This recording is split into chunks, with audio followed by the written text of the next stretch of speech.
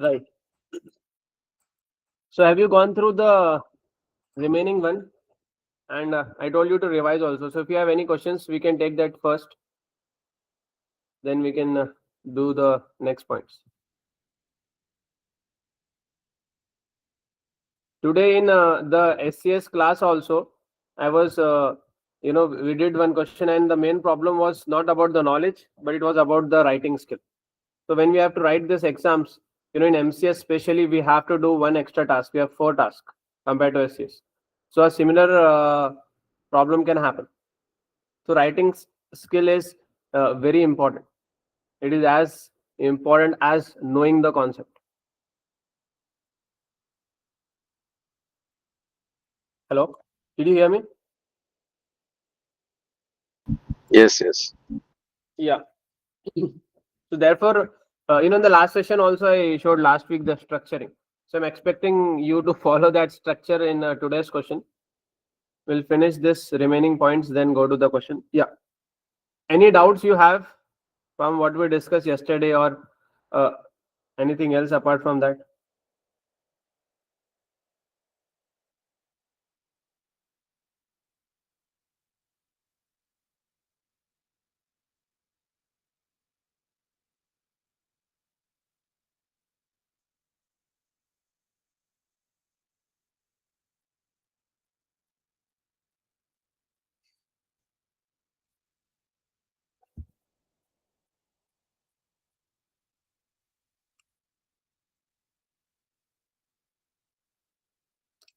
Hello.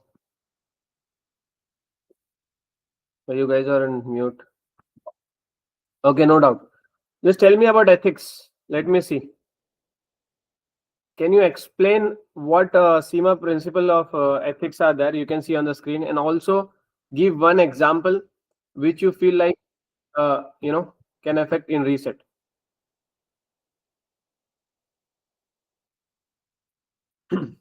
Just explain what are the 5 code of ethics. You can see from the screen also what does it mean, and secondly, which one is most likely to be breached in our operations, in our reset operations.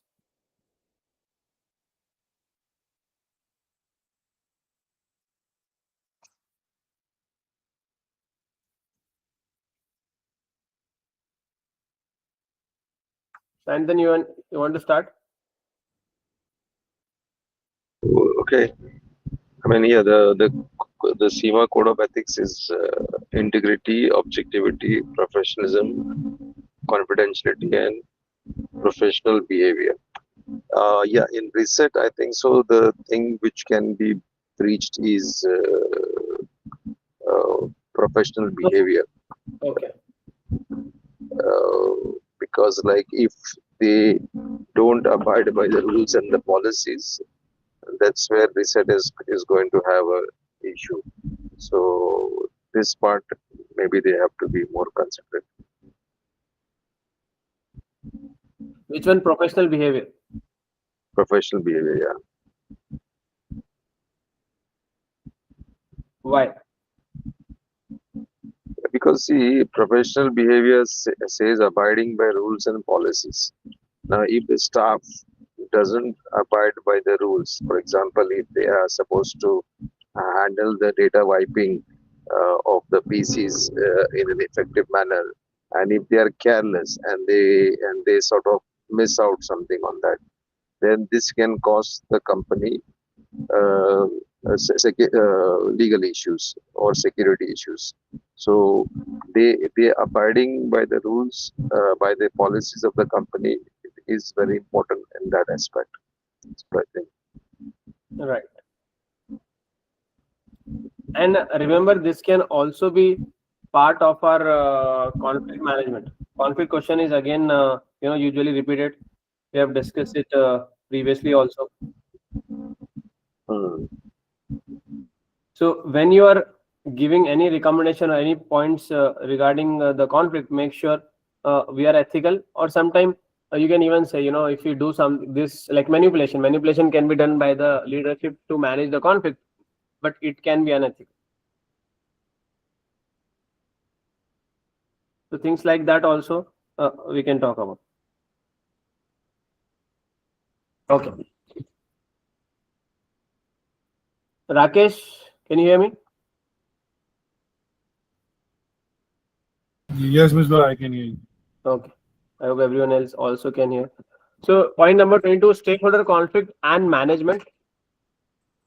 Conflict resolution, horizontal conflict, vertical conflict, we just discussed also. Ethical implications can be an exam question. To be honest, it's very much repetitive. Reason being, CIMA wants to test you on people skill and leadership skill. And in conflict, they can test both. If you can manage your team properly, that is like people skill. And if you take a decision how to do that and what will be the future action, that is like a leadership thing. So what is possible here is between salespeople and manager can be happening among salespeople within. Then yesterday we have discussed other options with the buying department, inventory department. That is possible because a lot of negotiation will happen. The buying department will think like, okay, we are actually the real contributor in the business. Others are not doing so much. That can create a conflict, and obviously, in order to solve the conflict, if buying department is creating more value, we should show that in the remuneration. We should give them that level of remuneration. Otherwise, it will be difficult for us.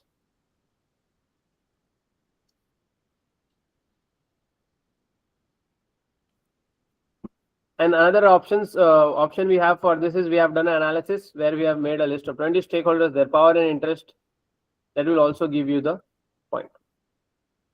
To who is high power, high interest is key player. We manage them closely, or we can say they're key player. We cannot ignore them in any of the strategy. Then we have high power, low interest. We have low power, high interest. High power, low interest means government. Low power, high interest are employees. Low power, low interest, maybe the local society and all who is not our direct customer. I hope you can answer this point. Sometime the stakeholder question, they will use the word ecosystem. So whether it's ecosystem or stakeholders, they are talking about a similar thing. Are you guys confident to write down this?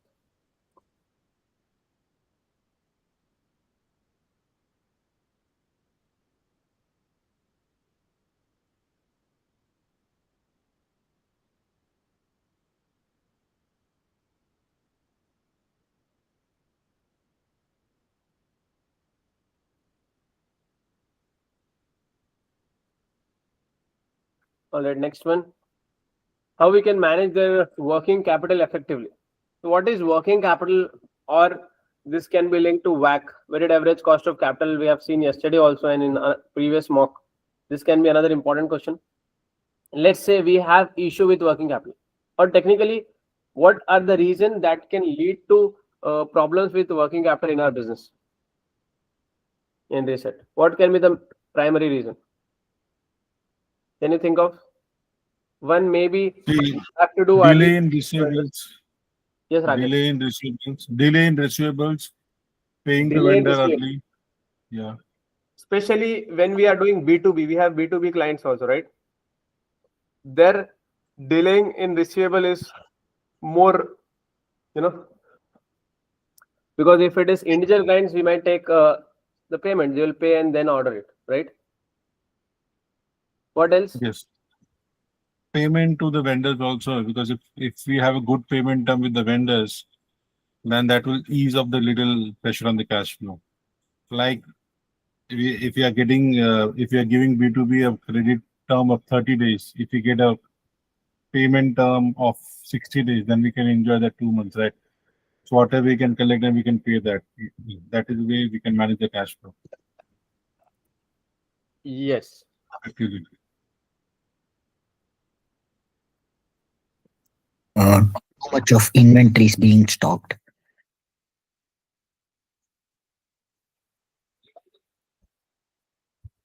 Inventory can also lead to working capital, right? How we can manage inventory? By proper planning and seeing the trend, what is required, so that can be stocked, and what is not, that can be ordered as and when required. Right.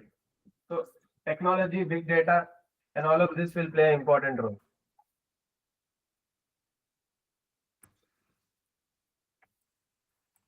We should know what is trending and what is the price going on, maybe the market research.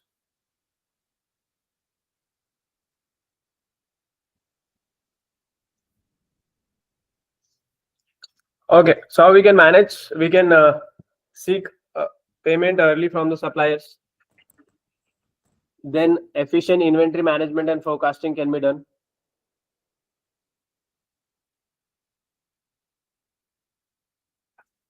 What is efficient inventory management? We should not have a lot of bulk of products. And obviously the logistics. Remember, logistics we discuss about supplying to the consumer, but also we need logistic support when we are receiving. Offer discount prudently. Be careful in discounting. Keep detailed records. Good credit terms. If you are in good credit terms, it's easy to get short-term capital. Usually working capital is like short-term, right? For cash flow issues. So if we have good credit ratings, if we have good relationship with the bank, that can help us to manage this problem.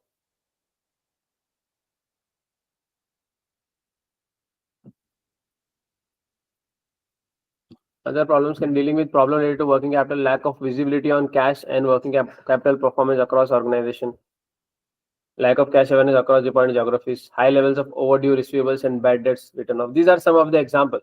Or this can be like, exam scenario, like a reference material. Lack of coordination between sales and planning.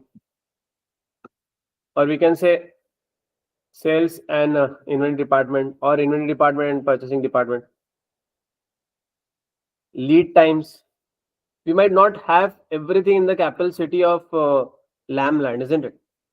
We might have to do in different cities. So that delivery times, or even same in the receivable times, we are not getting it locally. That will also take that cycle. Yeah, and the inventory management also is a big challenge because again, our business model is bulk purchases, right? So when we purchase on bulk, then we need to make sure that we are able to get that inventory off. Otherwise, the buying department can just keep buying because they get good deals, and then we may overstock, and then our cash flow can be stuck. So for that reason, maybe the coordination between the buying department and the inventory and the sales department is pretty much essential. Right. So we should have a idea about the solution also.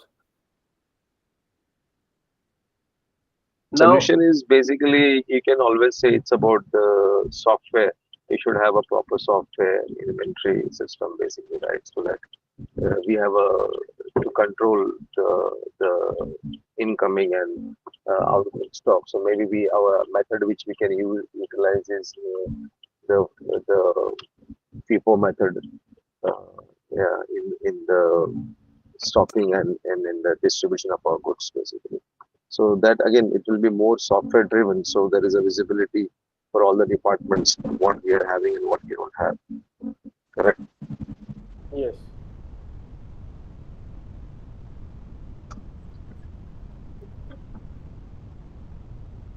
Next point is about big data management and impact of GDPR on data protection.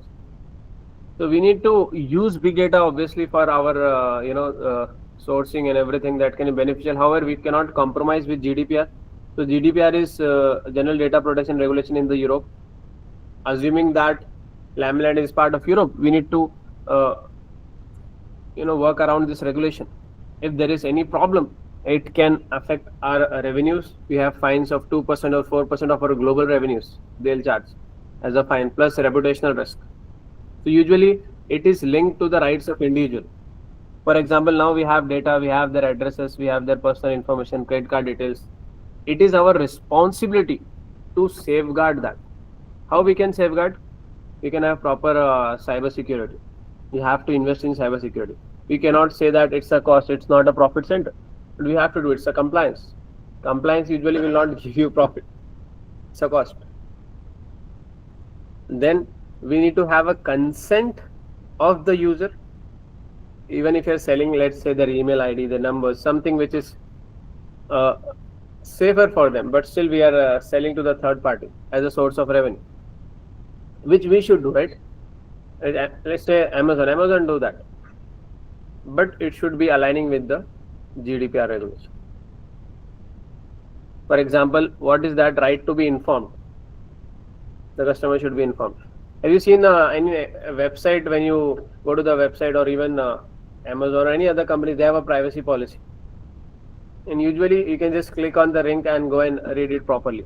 For example, in WhatsApp also, if you're using Meta to chat with Meta AI, you have that privacy policy. So what is that? That is nothing but the right to be informed. They are giving us the information, how they are using that all data they have. Right of access, right to rectification should be correct. Right to erase, that also we can request them to delete the data.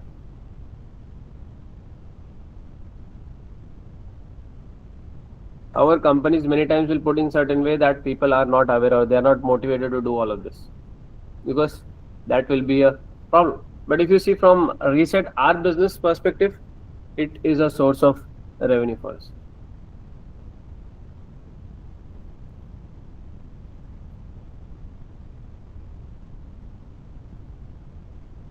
How is the GDPR more relevant to us? It's only on the data when we are doing the data wiping work that time, or it's relevant in every area? Is that we cannot disclose the thing? Your question is how GDPR Disclose. affects Ressett business model, is it? Yes. Okay. So it affects at different level, primarily with the customers, because that's where we have data. Assuming it's an e-commerce, we are delivering them to their home, their offices. So we'll have their information, their address, their credit card, debit card details. That is a personal information. So a lot of cyber attacks have been, occurring around the world. So government has come up with so many regulations. So GDPR is one of them. So it gives an strict responsibility and accountability to the businesses, that if they are taking that information, it's your responsibility to safeguard it, and you should make sure that it's correct. And if you don't need longer, then delete it. And even you should take the information that is with the concern with the government. And they will have some conditions, like if government require it, or if it is for the national security on, you have to disclose it to the third party. Otherwise, they are not allowed. Even if their own employee does something, it will be a problem with the companies.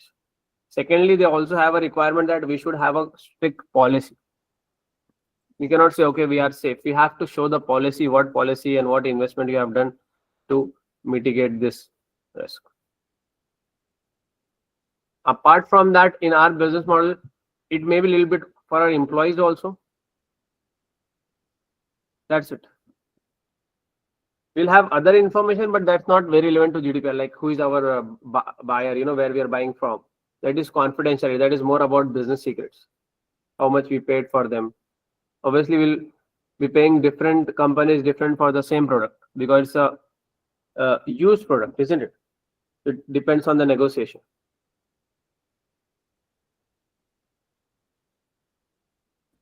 Correct.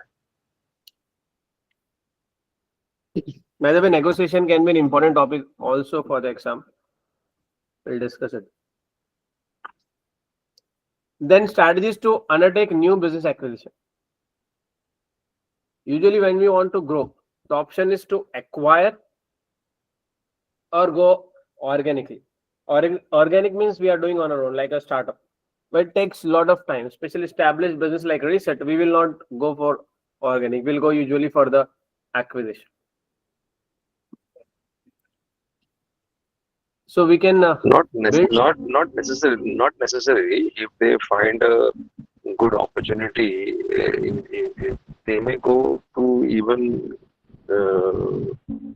straight away expand the business, because they have the money power to expand, right? They have the finance capacity. Maybe, right? Yes, we have. So if we have the capacity, usually we'll go for acquisition. Organic can be, time consuming. Okay. So if you are doing That okay. So what is the opportunities we have here is building. We can build on our own. We can buy from other companies. What we are building, what we are buying, maybe a technology in our business, maybe a software.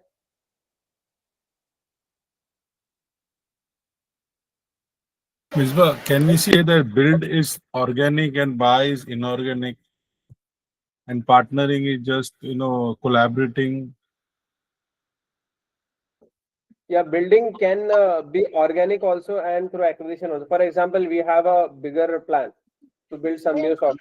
So we have acquired some software company. Now we want to build it from there. That is one option. Second is from the university. It's like a partnership with the university, or maybe partnership with our competitors, partnership with somebody in the industry or outside the industry also.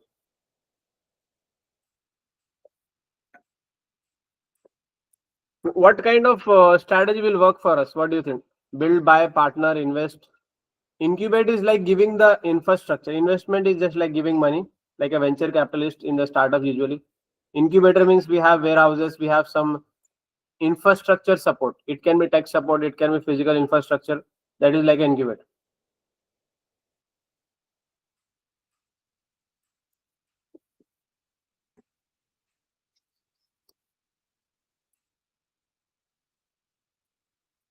What will work for us? Okay, what is required for our business to grow to the next level?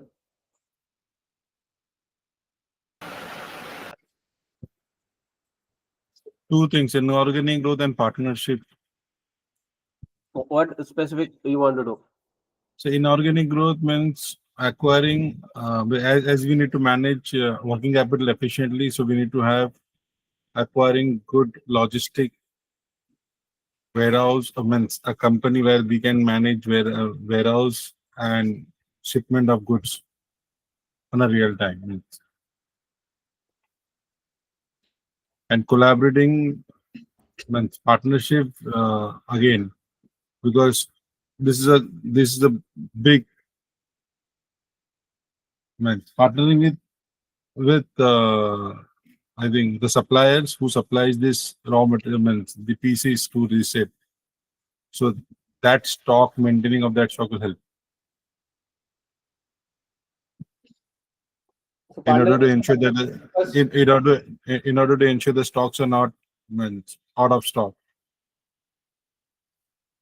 Yeah, that is correct. That is more of maintenance. What can make us to grow very big? How we can take our business to the next level? Let's say companies have very ambitious plan. They want to make it minimum, let's say 10x revenue. So how we can do that? By acquiring the same or sorry, go ahead something. No worries, no worries. Like maybe go in a new segment of goods rather than just keeping ourselves to laptops and all.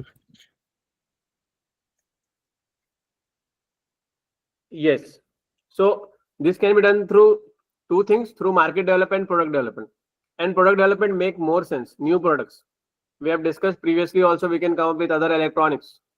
We have dishwasher, washing machine, refrigerators, air conditions. Why we are not doing that? We can have a decent market for as new product in that category also.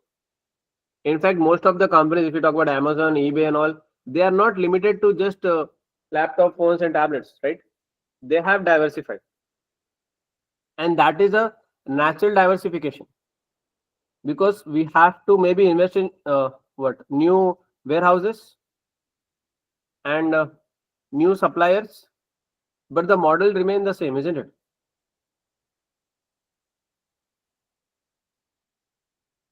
Hello. Yes, yes, ma'am. Let's say we have decided to do that. So which strategy can help us? Build, buy, partner. Buy and partner. I'll say.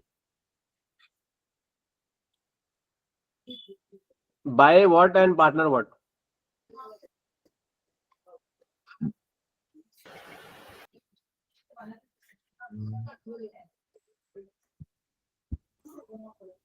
So Vishwa, buy Yeah. buy the similar line of business or diversify the portfolio. that will help. But if you do the diversified, reset will not have the subject matter expertise, because if they're diversified, then it will difficult. But if they buy the same bigger business of the same nature, then definitely the revenue will go up.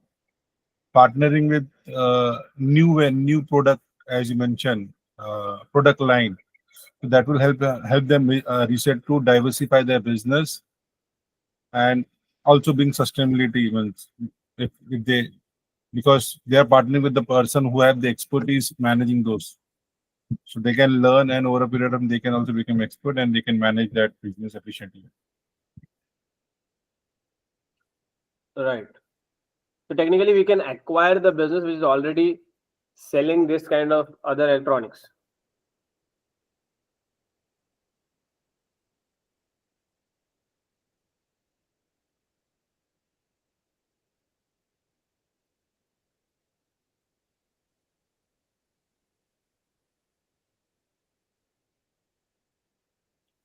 And what we can build or partner. Honestly, this looks like a natural growth. You know, I think this can be an exam scenario, or even if they just ask you an open-ended question, bring that up, because it's strange. You know, we are operating so long. Why we have limited ourselves to such a limited products?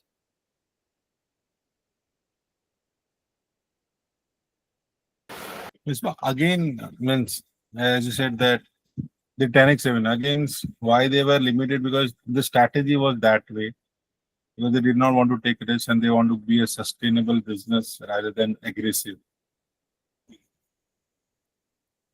Right. Or maybe they just want to be super expert in that. Yeah. So under that circumstances, if you just diversified business, so the main business will get impacted, because then the diversified business will take more time, because that is not stable for them, for reset perspective, to understand and managing. But if they go for same line of business, definitely that will have their expertise, and they can have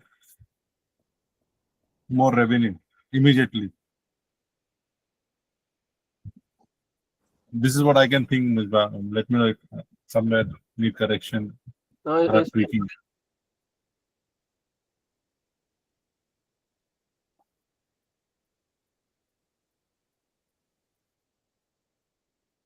and what will be the additional? Okay, let's say we have decided, and we got a scenario that we have acquired a business, because that's what look more possible. Looking at our financials, we are pretty good.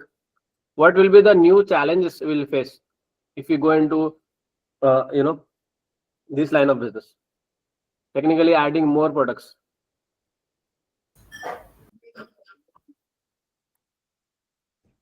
So first challenge is we don't have experience, and second thing is logistic can be a problem, because these products are so big compared to laptop and mobile phones. The packaging and all will be different. So logistics, packaging, what else?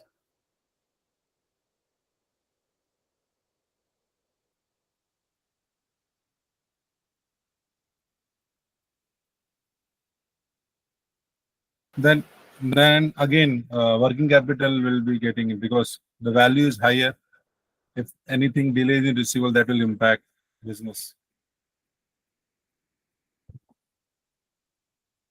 Supplier payment term also will impact, because if supplier expect bigger value to be received faster, then reset will not have time to play on that supplier credit.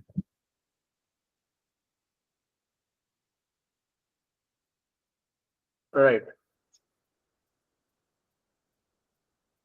And we need to find a different supplier, because now suppliers will be more diversified.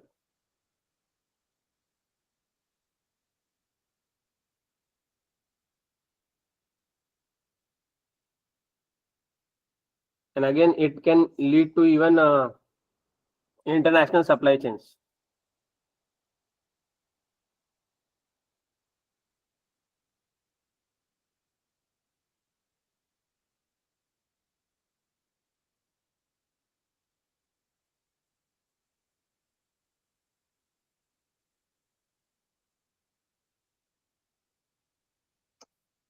new stakeholders can come in, but overall we can benefit. Okay, next is retaining client retention. If you remember in E2 we discussed this point, how digitization is happening and why it's difficult in today's world to find a loyal customer.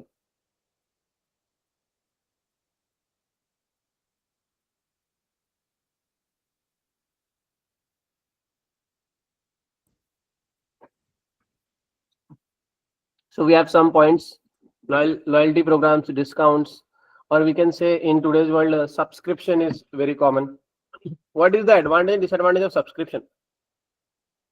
Maybe disadvantage, you have to give them discount, we have them subscribe to you, you have to give them some additional benefit, right? And the biggest advantage is you have retained them for entire year. If they subscribe with us, they will not go with the competitor, because most of us are providing the same services.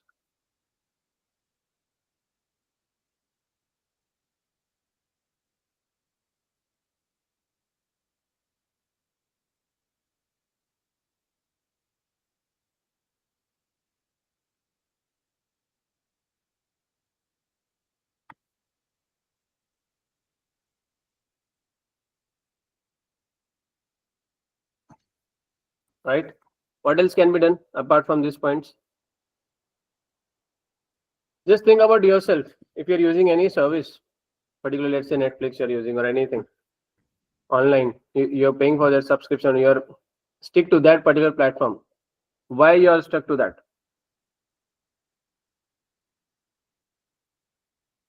Sometimes it is discomfort. For example, if you have to delete the account and everything, they will have a lot of process. People are so busy and they're like, okay, I'll do it next time, and it get postponed. So that is like a smart way of retaining people.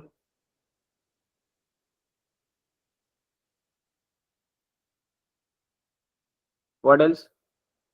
You should have some points, ready on the top of your mind. Or out of this, which one is the top? I think loyalty programs. What kind of loyalty programs?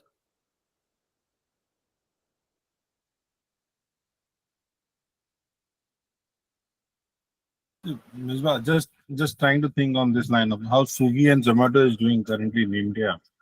They are just giving that subscription at lower price so that people can use that platform more and more and they can order. So in Ressett case, the subscription we can give, plus we can give that the first how we have Prime membership in Amazon, that any new deals comes, so they can give, for them it will be a little cheaper. So that way we can maintain this customer retention means. You are saying advertising on this other platforms. Yeah. So no, I'm saying on the line, how Amazon has that, the who get the Prime membership subscription, they have a early access for all new deals, and plus they get the good delivery at free of cost, means at lower value or free of cost to their place. They don't charge logistic.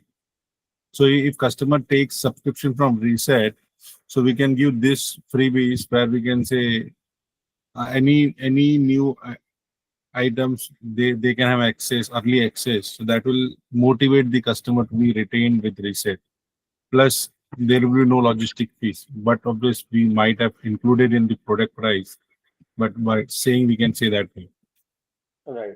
We have to look for multiple revenues. Customers should not be paying directly for the product, but we need to see how we can create other sources like advertisement and cross-selling, upselling. A lot of other things can be done.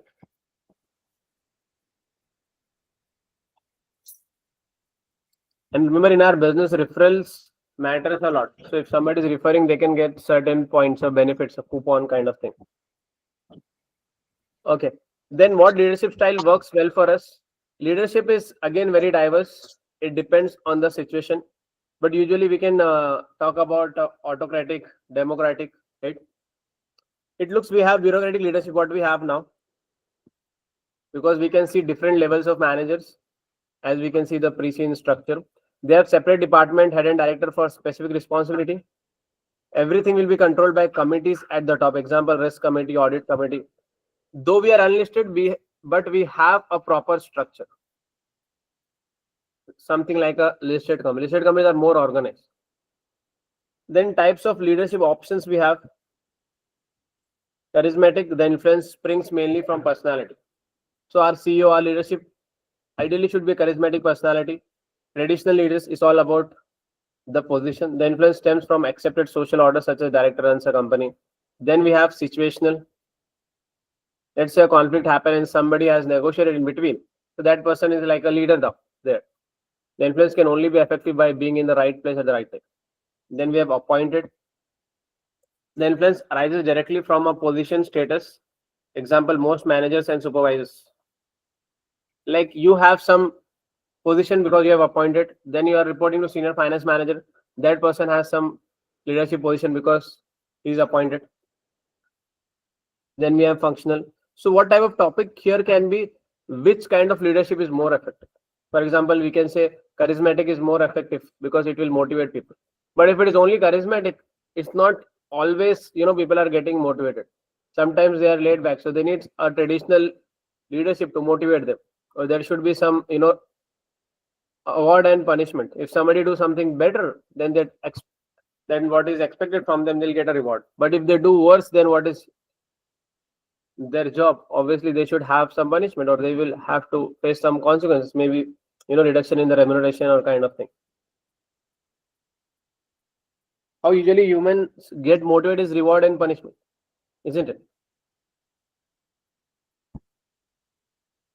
And sometimes the punishment or the failure is more motivating. Maybe for example, here if we talk about getting a rank, it might not motivate a lot of students, but if you think, oh, we can fail if you don't do properly, if you don't write mocks, if you don't do these fundamentals, that is more motivating, isn't it? Same thing at the work. If they're scared of losing job, they'll work harder. Then there is a risk of not getting promoted, isn't it? And the best use of that psychology is done by the marketing companies. They create FOMO, fear of missing out, because they know that fear is the biggest motivator. But how we use that reset, we should not be unethical.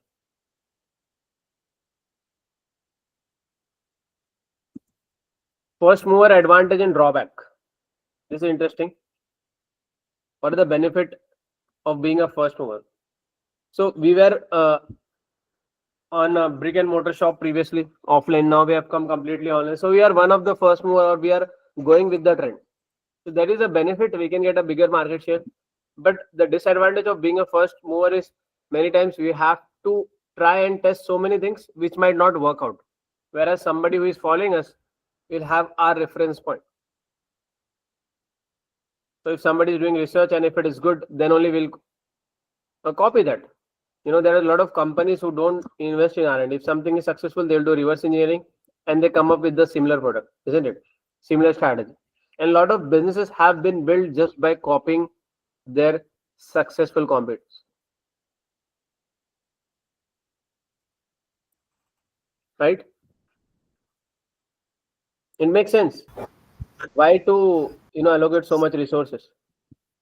What do you think? Which one will be beneficial for us? Whether we should just do benchmarking and try to copy what Amazon and eBay is doing, or go ahead and try something on our own.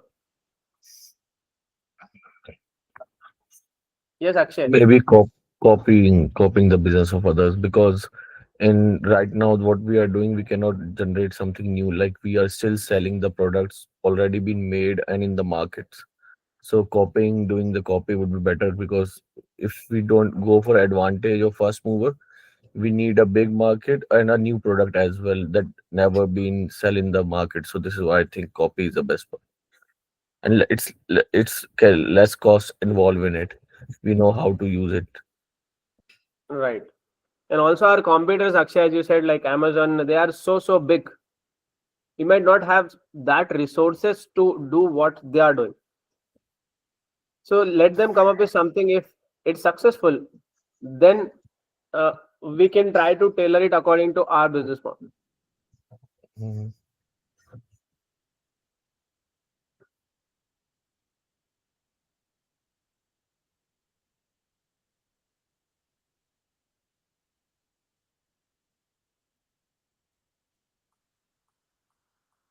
And okay, makes sense. Then the next one, step taken to improve health and safety within the organizations. So do you think we have a health and safety as a major risk, or maybe we'll have it more when we go with the heavy products?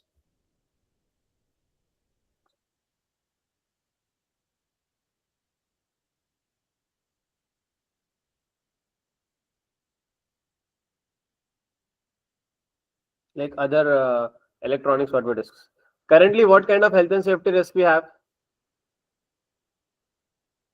People are working overtime in warehouses. They'll be tired, can get injured. Then this battery products can catch fire. Then how we have designed our warehouses, proper lighting. They should get proper break. Usually the warehouse looks small, but people have to walk miles and miles in the entire day. So now they have got small kind of electric scooters kind of thing, which can be used in the warehouse to save them from getting physically tired.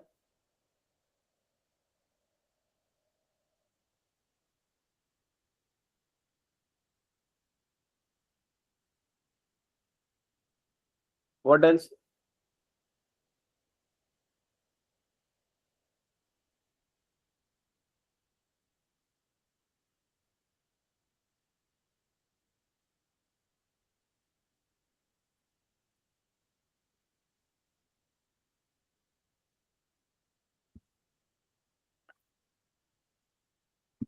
Okay. Then channel to handle customer grievances is benefits of doing so.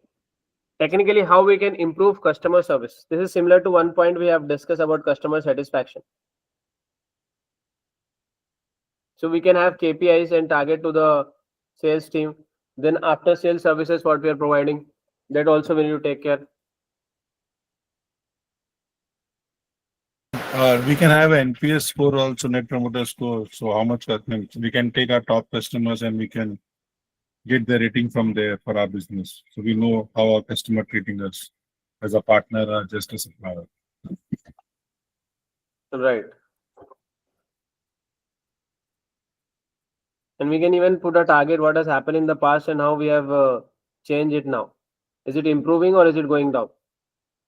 There is one matrix called churn rate, like how many customers we are losing. For example, if you are getting, let's say, 100 customers every month and we are losing 20 customers, so that means our churn rate is 20%. So every business will have it. They may be the best company in the world, but still they'll have some churn rate. So we need to see whether the churn rate is, let's say the industry average is 25, we have got 20. So we have done better than that. But if the industry average is 10 and we are losing 20, that means there is something wrong. And obviously, the customer acquisition should be more than that. Let's say we are acquiring 100 and we are losing 200 customers. Then business will close down. That means there is no real value we are adding for our clients. Something similar is happening with an Indian company, Mama Earth. I was watching the documentary. I hope it's correct. So they're spending more money to acquire the customers. Most of the revenue is just going to acquire new customers. In fact, there are some other businesses. I can't recall the name. They were spending almost 9 times than what revenue that customer is bringing. For example, if the customer is giving $1 revenue, they have spent like $9 to acquire that customer. That's not sustainable. Or maybe it's a startup and eventually that's a different scenario. So we have cost of acquiring the customer, and obviously if customer is not being retained, that means there is some problem with our products or services. And how much cost we have in acquiring the customer and how much revenue we are generating out of that customer, the lifetime value. All of this matrix is important. Otherwise, through influencers and all, every company can get customers. They'll give some coupons, they can do heavy marketing and they can attract customers. Maybe they are giving like $10 and we spend $100 to get them. That's possible, but that's not sustainable. Even if it is $10, let's say per month, and over the year it will be 120, but they might not stay with us if they don't like the products. So many times in business, we just talk about distribution, marketing and all, but ultimately your product or service should have that value, which I believe we do, isn't it? we have a lot of our core competencies we have seen in our business model, how we create value, how we define value, how we give residual value. All of this is connected.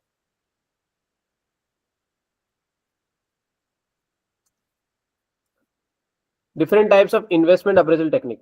This is definitely one question, at least in one variant you will have this. Okay, so what we need to know, what does it mean, the advantage, disadvantage, that's it. You have to apply to the scenario. They won't ask you to do calculation. For example, we can use net present value. What does it mean? Technically calculate the present value of future cash inflow minus the initial investment using a discount rate to reflect time value of money. Advantage offers a robust measure of absolute profitability, support long-term value chain. So it tells us whether this investment will be profitable or not. Long-term value creation. Because if something is in negative, and we will not think about investing in that. If something is positive, at least we'll say, okay, this is something we can invest for. Disadvantage, sensitive to discount rate. It can be manipulated also by the department. And when you are doing forecasting, nobody knows the future. For example, it doesn't take care of unconventional risk, uncommon risk. And it doesn't guarantee a stable cash flow. It doesn't guarantee that whatever we have done, we'll actually receive it. Imagine extreme situation like COVID coming up, geopolitical issues, or war kind of thing happening, pandemic, all of that. Very similar with IRR and ARR. Advantage are very similar. The logic also remains the same. Just a small difference. The discount rate at which a project's NPV becomes zero, indicating its break-even rate. So in IRR, we are looking like where we can get at no profit, no loss. From there, we'll see how much time is taking to break even. Whatever you have invested, how much time it is taking to get the return. And after that, whatever comes should be our profit. Intuitive for comparing projects return and assessing investment viability against hurdle rates. Technically, for raising finance and when we can repay it. Disadvantage, can produce multiple or misleading IRRs for project with regular cash flows. Proactive approach by companies to ensure compliance or readiness to new potential regulations. It can give a lot of metrics which can be misleading again. Misleading as in it might not be exactly the same. In NPV, what we are doing, we are looking at it whether it is profitable or not. The number can change. But here we are being very, very specific. And any analysis which is talking about the future, the more specific it is, the more difficult to rely on that. Because we might have not considered a certain point. We might not be aware of certain issues that will come up, right? ARR measures average annual accounting profit as a percentage of investment. Advantage, simple to compute and communicate, especially for non-financial stakeholders. So stakeholder confidence we can get here. But the problem here is we are using book value. Book value can be different from the market value. Disadvantage, ignores time value for money, cash flow relevance. Is mostly theoretical. That's the biggest. Which one usually they will ask for you? Mostly it is the NPV. And again in that, they have been asking about what are the advantage and disadvantage of investing based on the NPV. So you can highlight that point.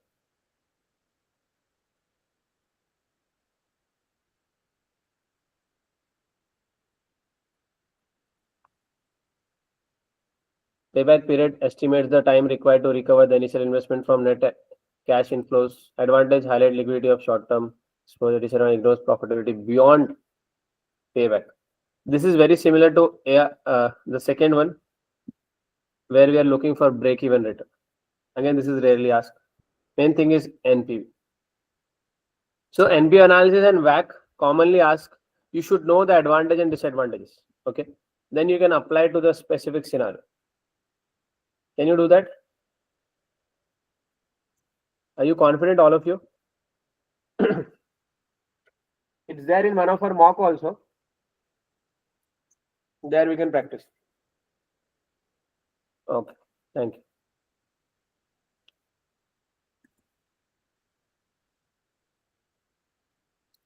Then CGMA, cost transformation model. Technically, This is CIMA's own model. But what is the logic behind this model is we need to create a culture which is very much on cost conscious, or we can say this has some characteristics of target costing also, but primarily it is focusing on everything that we are investing or we are putting into the business. It should add value. If it is not adding value directly, then we need to think whether we should have it or we can get rid of that cost. So if you create a cost conscious culture where everyone is aware that company is very careful of the smallest of the cost, then we can get our production or service done in the minimum cost so that our margins are compromised. Margins are not compromised, and even we can pass on this to the customers.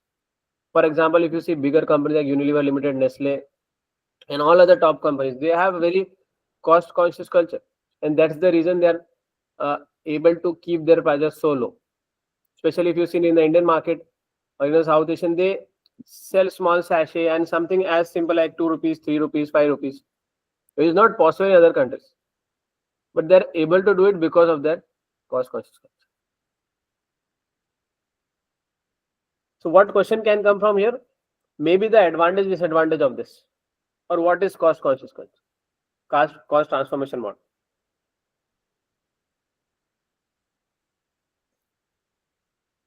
Now number 34 is non-financial measures of performance. What are the non-financial? It's not only about the sales, revenue that is happening, the profit, the margin. Non-financial can be what? Customer satisfaction, engagement from our employees, or let's say engagement from our customers or future customers on social media, quality controls, how much innovation we are doing, time to market, sustainable products or not, social responsibility, what we are doing for the society. What else? What else can be the non-financial measure of performance?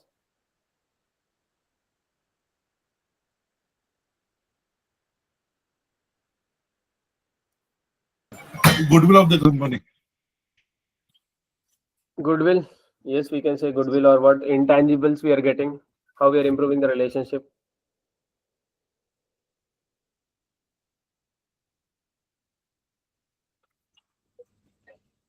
So these points are logical, you'll get a hint if that question comes from the background. Next is implementation of balanced scorecard. So technically this is about performance management.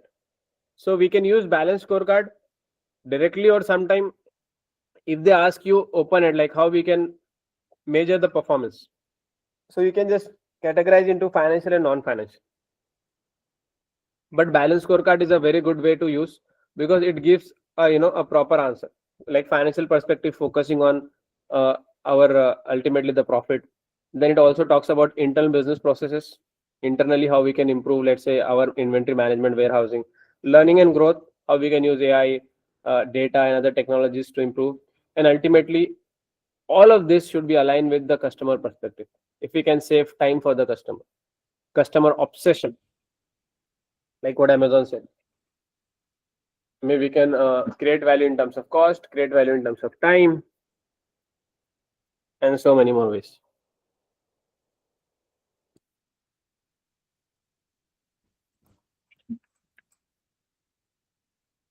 Any confusion with balance scorecard, anybody? I think we have discussed previously also. If you have any point, we can discuss again. Next is benchmarking. Benchmarking is technically, we are putting that as a target that we need to achieve. Benchmarking can be with our competitors, let's say eBay we are doing, or benchmarking can be outside the industry. For example, in our case, maybe we can do a benchmarking with the companies who are selling new products, or we can do benchmarking with other e-commerce platform. Maybe they are not into electronics. Let's say Shein is one of the Chinese brand who's selling fast fashion. They are so fast, globally they have created a good name. They are getting a lot of sales. So we can benchmark with this other e-commerce platform. Maybe they are not into the same industry as us, but their business model is same. Only thing is, instead of electronics, they are selling clothes, or they are selling shoes, they are selling something else. Or we can even do benchmarking within our own departments. internal benchmarking. We can do with the competitive benchmarking. We can do for that specific role, functional benchmarking, strategic benchmarking. Make sense?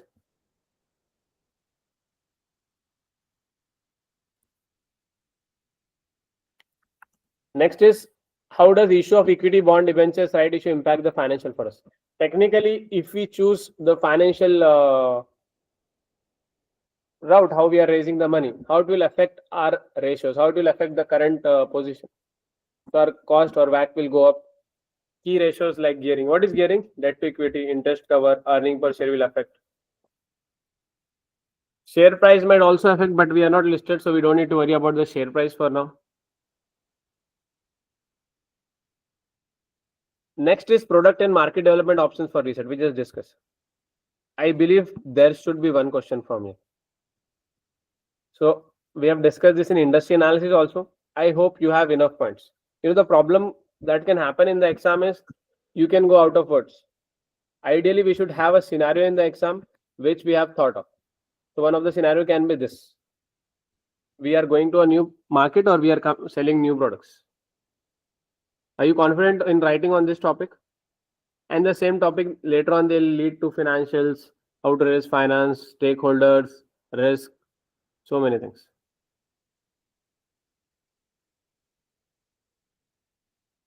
Are you guys confident to write on this?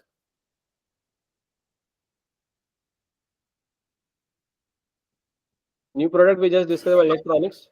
New market, similar thing, you can talk about pestle issues.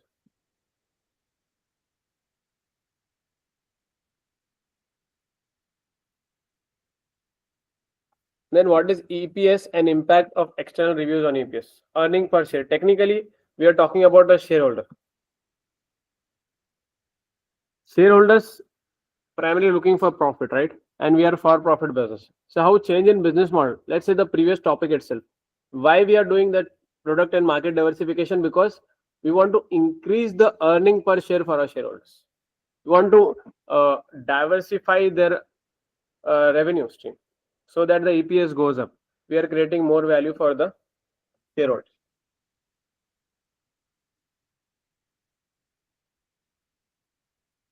Impact of right issue. Let's say, though we are unlisted, but we can still raise money from shareholders, right? Shareholders can put up the capital. So how it will affect their earnings? If you are doing rights issue, if you are, raising money from them. Right issue can be beneficial for the company and shareholder as it allows them to raise capital from existing shareholders. We don't have to go outside.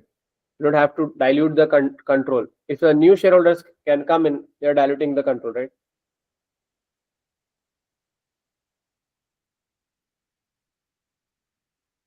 But this is not the top topic because we are not listed business.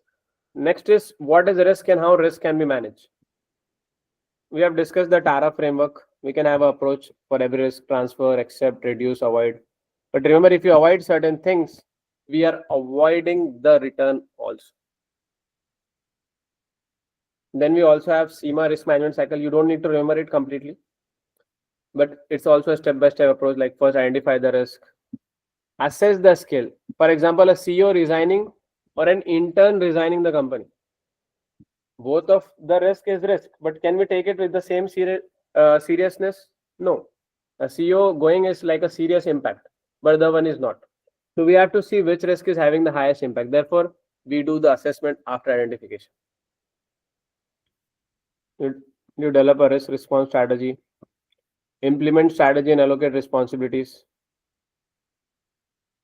implementation and monitoring of controls, review, refine and process and do it again.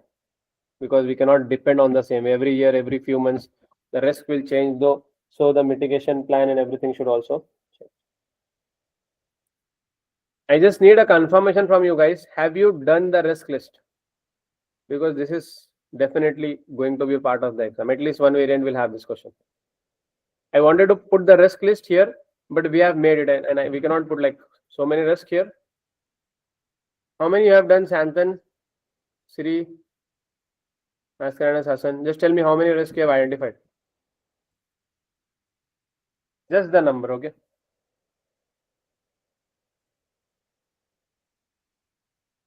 Santhan, how many is in your list? Which one? The Excel sheet you mean to say? Yeah. We have a tab on risk, right? Yeah, there's 30 risks we had done and mitigation, no? You have got 30. Okay. What about Sri Mascarenas? Yeah, Miss Bhai, I've done 30 this. You have done 30. Okay. You can Yeah. share that on the group, whatever analysis you have done. The I'll complete share sheet that. is ready, right? Stakeholder, I've done, finance. I think I have some more tab to do, but as of now, I've done around SWOT analysis and risk and key stakeholders, and uh, and and also I've done some introduction for my understanding about the company and industry analysis I've done. So yeah, Okay. I'll share that. Yeah. And what about Rakesh? How many risks you have identified?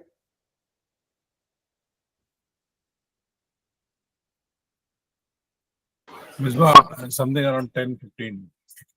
Yeah, you have to do more. Why we are doing more? Because we are predicting what type of question can come. Ideally, the risk question should be from what we have identified. So we know the question also, we know the answer also, right? We are doing mitigation. That will save time, and this is an easy question to score good marks. Mascarenas? Yeah, I got 30 actually around. Yeah. Here on the group, let me have a look. And I think Akshay, you might have not started. Yeah.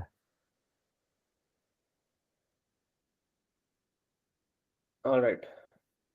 Moving on to the next. This is interesting. Advantage and disadvantage of outsourcing. In-house versus outsource. So obviously, what is advantage here in in-house will become a disadvantage in the outsource. Better communication, improved efficiency, quality control. That will become a disadvantage. Hidden cost, loss or communication problems, ethical issues, loss of control. So technically, they might give you a scenario you want to outsource certain thing, what we are already doing in-house, and they'll ask you to evaluate that situation. So you have to talk about advantage and disadvantage.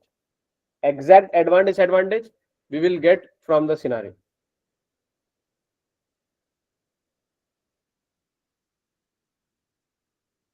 Now, what are different sources of data and control needed to protect data? What are the costs associated with that?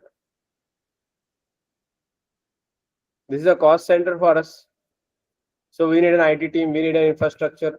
Maybe a better option for this can be to outsource the IT support because it's not our core competency.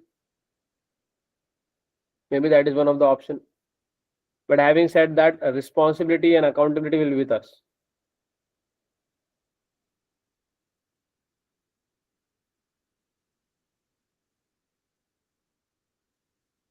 Go through that point in detail. Then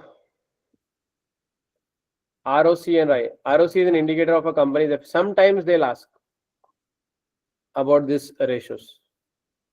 Technically, how well we are utilizing our capital. ROC is an indicator of company's efficiency because it measures the company's profitability after factoring in the capital used to achieve that profitability. The formula of ROC is earnings before interest and tax divided by capital employed. You don't need to worry about formulas. You just need to see advantage and disadvantage. Most of the questions they are asking from any technical aspect, it will be about analyzing that. Maybe they'll give how effective will be reset depends on ROC as a measure of, or we can say as an evaluation of our performance.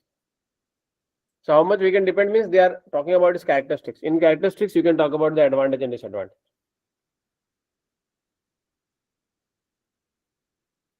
Then we have NFPIs and how does it help enhance reporting for us. Non-financial metrics. So we have seen non-financial measurement for a company. This can be metrics. Very similar point only. Why we should measure also we can say. Help capture strength and weakness, brand preferences, provide comprehensive view. Technically, anything with non-financial give us comprehensive view.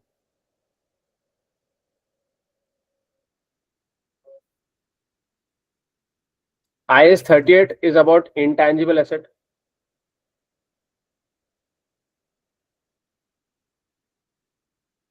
Covers identifiable non-monetary asset without physical substance like patents, trademarks. So in our business, we do have a lot of intangible asset.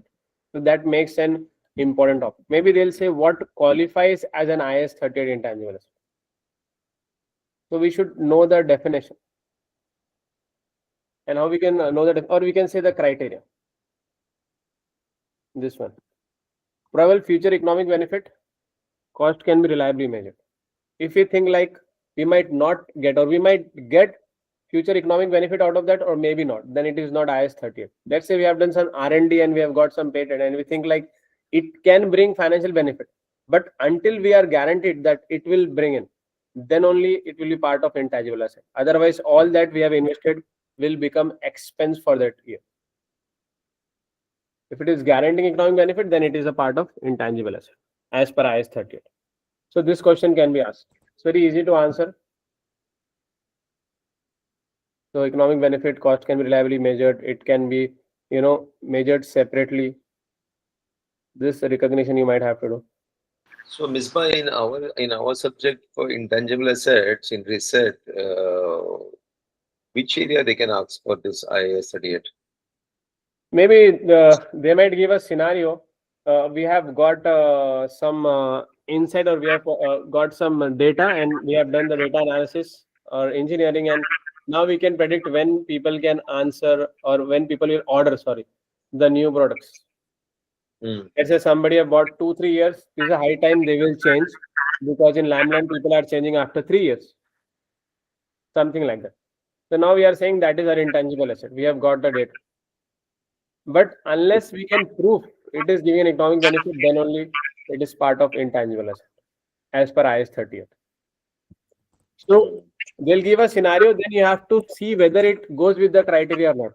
You can say it's interesting, but we need to make sure that it is complying with the criteria. So we have 2-3 points under the criteria. Otherwise, we can't still measure that under intangible asset.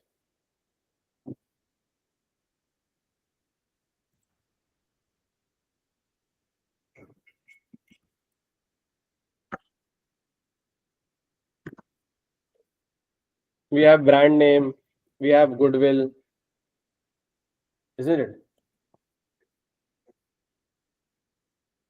All of this will be part of that.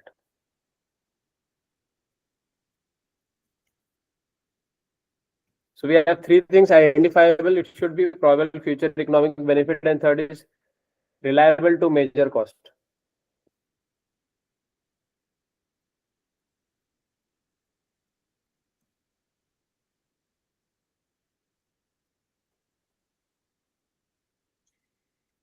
How we can develop, go through all of this point. We have given some example also. Now IS 37, we already did this. A present obligation. This is more important than IS 38. IS 37. Or maybe we can say IS 38, IS 37, and that 2 IFRSs. At least one of them should be part of your exam. IS 37, any question? What we have to do here is same. We should know the criteria. What is the criteria? A present obligation exists. Probable outflow of economic resources. Let's say we are providing service for 3 years, just as an example, but we are taking money in advance. So we have to give them the service for the entire 3 years. So it is an obligation that exists. Maybe we have received the money, but our obligation is not done. So we should have an estimate, and we have to do accounting accordingly. Examples: warranty obligations in our business, legal disputes, restructuring cost. Mostly a question from warranty obligations can come in. In fact, we saw one mock, if you remember. So please master this. Then IFRS 15 also we did. Revenue recognition. So here also 5 points. This you have to learn it. Identify the contract, ensure a valid enforceable agreement exists between us and customer. Determine performance obligations, what we have, the transaction price.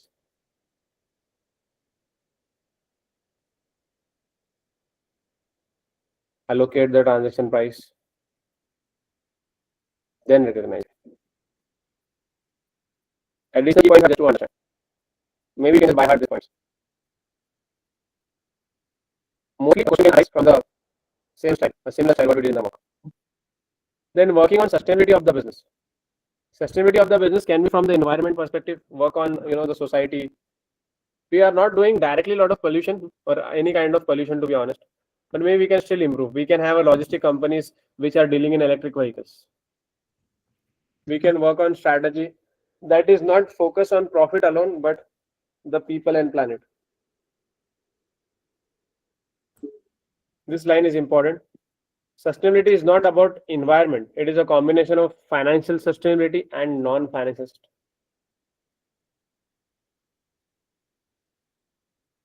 We can work towards or work with the groups like NGOs, NFPs, not-for-profits, for the environment protection. We can have sustainability committees. Again, it's more on listed businesses. They do that, but we can still have it. But remember, it's not a legal requirement. More about managing reputation.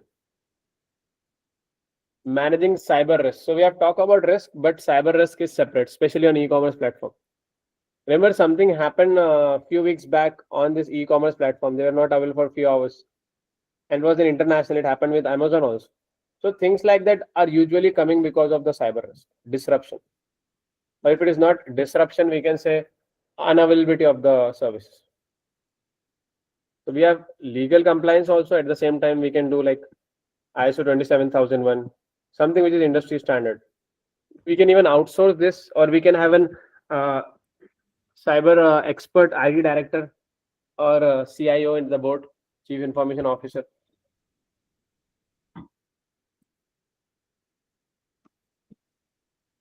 And last one is product recall.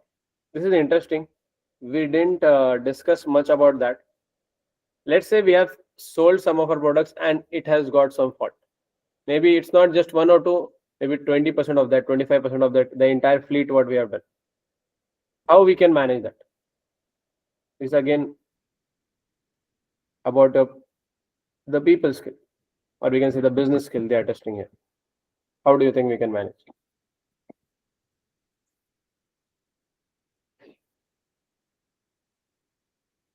The product recall can happen only when we buy a entire batch, like we buy in bulk, right? Maybe the batch which we bought itself was the entire pieces were failure model, and that when we refurbished it or we tried to check it out and try to see, maybe it has started to give again problems. So that can be a case for a product recall in our scenario, right? Yes. Maybe it's entirely or in that particular thing we have got some issue. So for that we can use something what this FMCG companies do. They have a batch number. So technically every single product should be tracked back. For example, if you buy a chocolate, there is a batch number written on that, right? That box, then box to batch to the production, everything can go back. So if we have all of this information, it's easy to understand and track. We don't need to do it for every product there.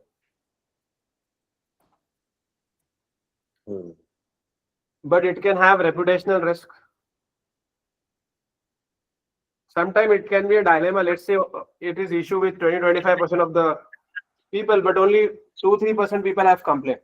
So maybe we can ignore also. But if you ignore, it is like compromising on our values.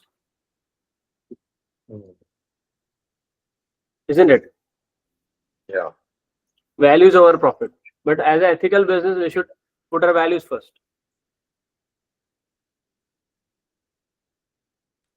Then stakeholder management. How we can manage our stakeholders, dealers where we are buying from. Then implementation of quality circles can come in here. So we are proactive. We are following TQM. So TQM is like constantly improving. We are not dependent, okay, or we are never satisfied. We want to keep on improving.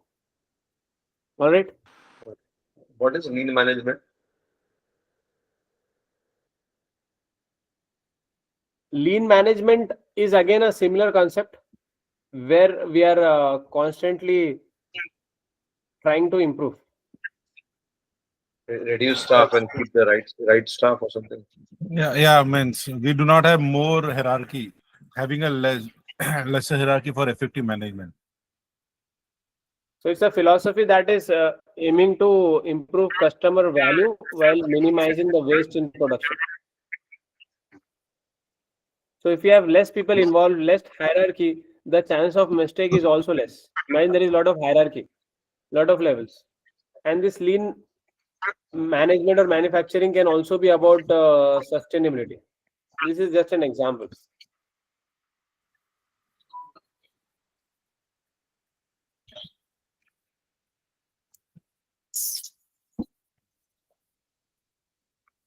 Any question?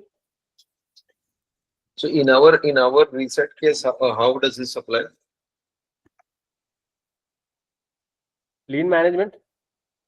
Yeah, so Yeah. lean management is the philosophy. It's more about delivering value to the customer by eliminating waste continuously on our own. It's something similar to like Kaizen, continuous improvement. But Kaizen, etc., they will also come when we're talking about TQM. They come part of that TQM, right? Yes, I mean these are different names, different philosophies, but ultimately they mean the same. All right. It's all about like continuous improvement. So basically, the key word is the mantra is continuous improvement. Yes, you can remember that. Any one model you can use. What is happening here? There is a problem with the product recall, but it has happened because we didn't do it properly in the first place. It was our internal control failure also. So what a lot of this Japanese philosophy is based on that. If you do it before, maybe you'll spend like $1 on that. But if you have to recall and do it, you have to spend $10. So don't save that $1. If you try to save that one, you have to spend 10. Many companies want to save that one, internal control. They say it's not required. They'll just do sampling and all. They'll get satisfied. But if you have to do recall, it will cost you 10 times more. It can cost you. That is the Indian way of management. But Japanese, etc., they will focus on the total quality, right? Yes. And it's not only about the cost, it will affect reputation, it will affect us in so many different ways. Yeah. Great. This was one thing, I think I was just looking for one question. Transfer pricing in this 50 topic, but hello. Transfer pricing was yeah. Can you hear me? Yeah, I mean, I think transfer pricing is not here. You're saying? I mean, I might have.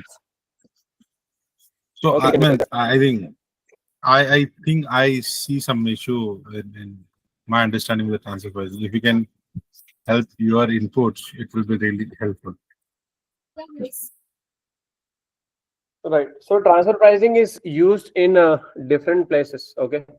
Usually, transfer pricing, the primary aim of that is within the company. When let's say in Tata Motors in India, they a Tata Group, they do it if they want to buy a vehicle, right? So they'll buy it from Tata Motors. If they want to buy a service, they'll do it from TCS. Internally, they want to do, right? But the problem is, if you do all of this internally, the other party might have to compromise. They'll feel like there is more incentive to sell outside than to within the company. So nobody should lose that. In order to solve that problem, company has a policy called transfer price. So it should be price that nobody is compromised, but still they will do internally because they can save taxes. If Tata Motor is giving vehicle to TCS, they can do like within the group, or they can do show in a different way. So externally there is no transaction, no VAT, GST or taxes. At the same time, the Tata Motors department should not compromise their margin, or their target should not be hit. That is the primary reason. Another thing, it is done internationally also to save the taxes. However, it should be done with the arm's length price. Usually the term arm's length price also comes in with this, because it should be according to the third party, how much the third party will be ready to pay for it, and how that number is arrived. It can be cost plus pricing, it can be cost plus the margin they have.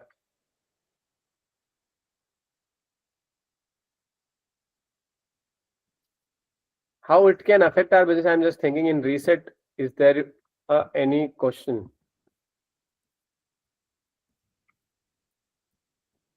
Okay.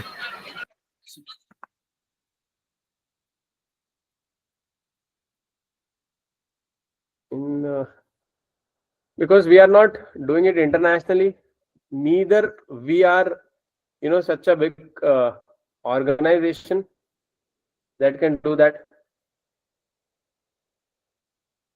Maybe it can be the licensing. To be honest, less probability of this topic being asked for us. What I can do is I can give you something to read on that. Oh, okay, that means Usually for us, what we can do is about selling of goods, shared service if you are providing, like between IT team and marketing, data transfer, nothing much, because we are again into the same country. Yeah, I'll give you to read. Okay. Now coming to the point, we have to do the mock.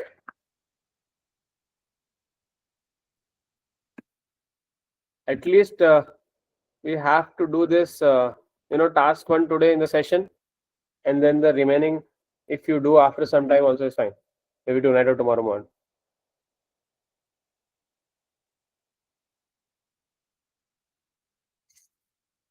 You have this question also I have put into the folder. Maybe you can take 5 minutes break and then start. Is that okay?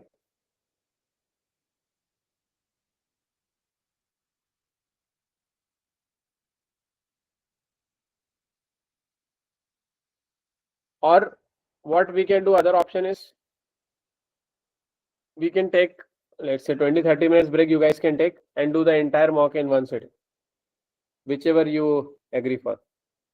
But the problem is, if I say you to do complete on your own, you might not do it tonight. You guys will get busy. And I wanted you to do at least one task in the class. Suggest me what we can do.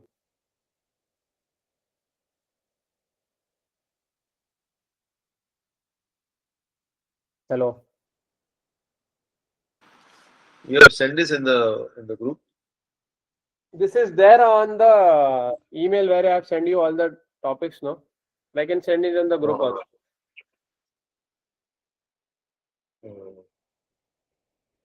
Is updated with the important notes. But I'll just do this one on that. We have questions and answer all updated there. So why don't we do one thing? Why don't we, Misbah? It's already getting late. So I mean, why don't we just discuss the entire question basically and see the points what we can do, and maybe just list the major headers and all the stuff, and then tomorrow when we are fresh, we can finish off everything basically. I mean, just a suggestion. Yeah, makes sense. Okay, so what we can do now, we'll just discuss the questions and some possible pointers. Then later on, you can make a full-fledged answer. Yeah, so then we can sit at one time and just try to 45 minutes. We can target to write something. Okay. We can do that. So I've shared that on the question. However, I'll not give immediate input. I want you to at least brainstorm for 10 minutes. Then after 10 minutes, we'll start discussing. Or take 15 minutes. 10 to 15, you go through this question, just first task, and go through the reference material and everything, and come up with some pointers. Then we can do some brainstorming session for another 10-15 minutes. Then we'll close this. Then later on, you have to do the entire answer. Okay. Now we are not writing, just discussing. All right. I've shared on the group also, and is on the share screen. I'll just stop to record now.